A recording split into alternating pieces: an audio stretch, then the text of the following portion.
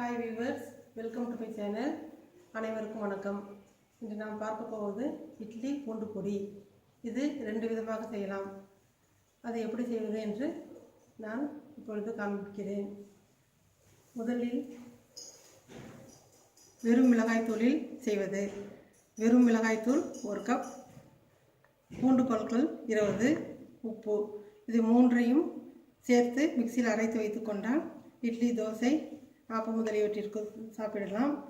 சப்பாத்தி மேலும் ஸ்ப்ரெட் பண்ணி சாப்பிடலாம். அப்புறம் டோஸ்ட்லையும் ஸ்ப்ரெட் பண்ணி சாப்பிட்டிங்கன்னா நல்லாயிருக்கும்.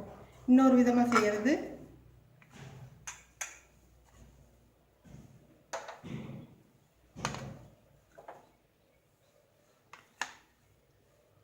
மிளகாய் வற்றல் 15, எண்ணெய் ஊற்றி வறுத்துக்கொள்ளவும்.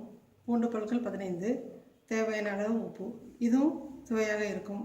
அதேபோல் இட்லி, தோசை, ஆப்பம் முதலியவற்றிற்கு சாப்பிடலாம்.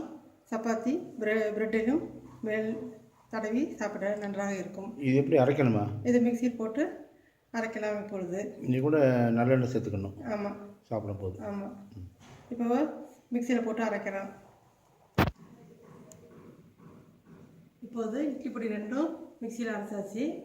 அது முதல்ல அரைக்கிறது வெறும் மிளகாய்த்தூள், பூண்டு, உப்பு, தண்ணீர் சேர்க்காமல் நன்றாக அரைத்து வைத்துக்கொள்ள வேண்டும். இரண்டாவது விதமானது காய்ந்த மிளகாய் வதக்கியது 15, பூண்டு 15 பற்கள், உப்பு. முதலில் மிளகாயை மிக்சியில் அரைத்து கொண்டு பின்பு பூண்டை சேர்த்து தண்ணீர் ஊற்றாமல் அரைத்து கொள்ள வேண்டும். இது ரொம்ப நாள் கெடாமல் இருக்கும். இட்லி, தோசை, ஆப்பம் முதலியவற்றிற்கு நன்றாக இருக்கும். அப்புறம் சப்பாத்தியிலையும் ஸ்ப்ரெட் பண்ணி தரலாம். பிரெட் டோஸ்ட்லேயும் அது மேலே தடவி டோஸ்ட் பண்ணி எடுத்து கொடுக்கலாம். பசங்க சாப்பிடுவாங்க. இது தேவையான அளவு பூண்டு பொடி சேர்த்து நல்லெண்ணெய் சிறிது ஊற்றி கலக்கியது. நெய் வேண்டுமானாலும் சேர்த்துக்கொள்ளலாம். இந்த ரெசிபி பிடிச்சிருந்தால் லைக் பண்ணுங்கள், கமெண்ட் பண்ணுங்கள், மறந்துடாமல் சப்ஸ்கிரைப் பண்ணுங்கள். தேங்க்யூ. வேறொரு வீடியோவில் மற்றொரு ரெசிபியை பார்க்கலாம்.